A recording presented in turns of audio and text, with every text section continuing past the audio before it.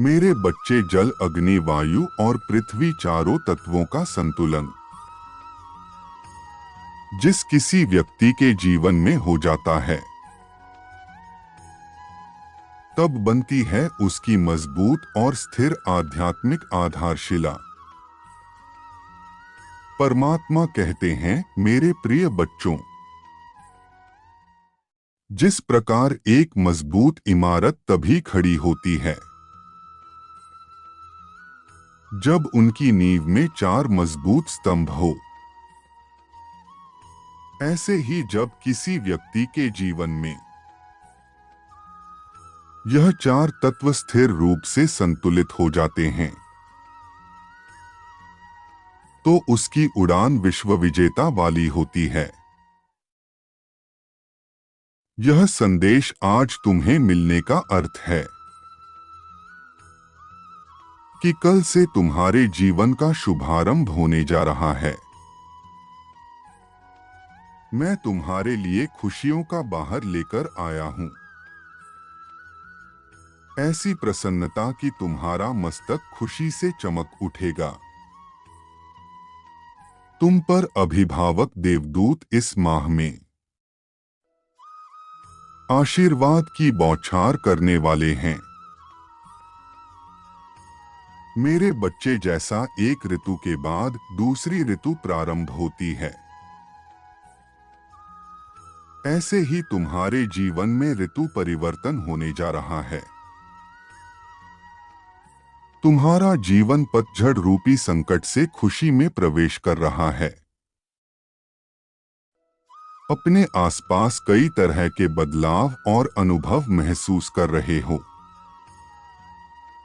किंतु बार बार कोई जानबूझकर तुम्हारे पर्यावरण को दूषित करने का प्रयास करता है। मेरे बच्चे, काले कौवे का काम है काम व काम करना। बुद्धिमान व्यक्ति उन्हें नजरअंदाज कर आगे बढ़ जाते हैं। तुम तो बहुत ही शांत व्यक्तित्व रखते हो। तुम्हें ऐसे लोगों से विचलित नहीं होना चाहिए।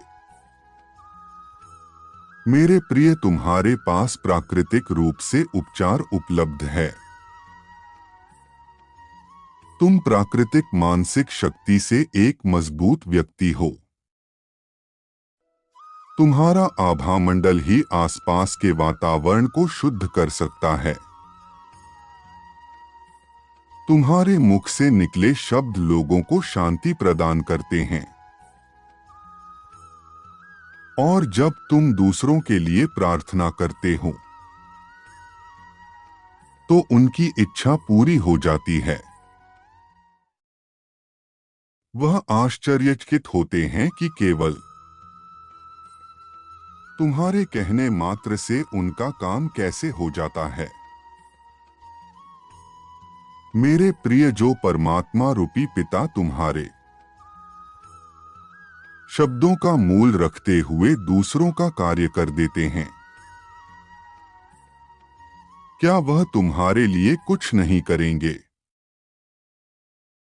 क्या तुम्हारे पिता तुम्हें दुख देना चाहते हैं? विचार करो।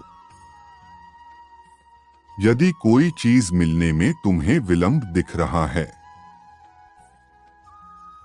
तो इसका अर्थ है उसका देर से मिलना सबके लिए मंगलकारी होगा, क्योंकि परमपिता परमेश्वर किसी व्यक्ति, किसी वस्तु के देने में तभी विलंब करते हैं जब उसके बीच में कोई बड़ा संकट छुपा होता है। तुम कितने भाग्यशाली हो, परमात्मा तुम्हें इतना प्रेम करते हैं। वह तुम्हारे हठ को देखते हुए भी तुम्हें वह नहीं देते जिससे तुम जीवन भर के लिए दुख में फंस जाओ। मेरे प्रिय बच्चे, मुझ पर विश्वास करो। तुम सकारात्मक बदलाव के पास खड़े हो।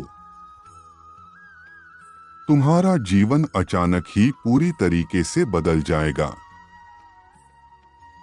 धन तुम्हारे घर में चुंबक की तरह आकर्षित होने लगेगा।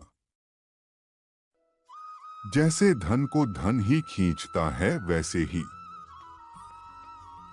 आया हुआ धन चारों दिशाओं से धन को आकर्षित करेगा। तुम्हारा मन आध्यात्मिक जागृति की ओर और अधिक आकर्षित होगा। और तुम्हारी यात्रा में तुम्हें ऐसे लोग से मिलेंगे जो तुम्हें ऐसी ऊर्जा प्रदान करेंगे जिससे तुम्हारी ऊर्जा मेल खाती होगी, जिनका धार्मिक उद्देश्य तुम्हारे उद्देश्य से मिलता होगा। मेरे बच्चे, अब तक तुमने विरोध की टोली देखी है। अब तुम अपने सहयोगियों की टोली देखने के लिए तैयार हो जाओ, क्योंकि जब किस्मत के ताले खुलते हैं तो बंद पड़े दरवाजे भी अपने आप खुलने लगते हैं। कभी ना कभी आने वाला बेकार पड़ा पत्थर का टुकड़ा भी बेशकीमती रत्न जैसा काम कर जाता है। वायु, जल, अग्नि, पृथ्वी और आकाश पंच महातत्वों का संतुलन बन रहा है। तुम उस पर्वत की चोटी पर पहुंचने वाले हो जहां से तुम एक समुदाय के ऊपर उठाने की क्षमता धारण कर लोगे, क्योंकि तुम वह योद्धा हो जो अकेले ऊपर नहीं उठता। तुम वह हो जो पूरे समुदाय को अपने साथ लेकर ऊपर चढ़ते जाता है। तुम तो वह सपूत हो जो डूबती नैया को पार लगाने के पश्चात ही अपनी प्राण की रक्षा के बारे में सोचता है। मेरे बच्चे, तुम्हारे साथ होने वाली हर एक छोटी बड़ी घटना मैं देख रहा हूं, इसीलिए तुम किसी प्रकार का कोई संदेह मत करो। मैं तुम्हें वो दूंगा जो किसी को नहीं मिला। तुम वो प्राप्त करने जा रहे हो जो वर्षों की साधना से मिलते हैं।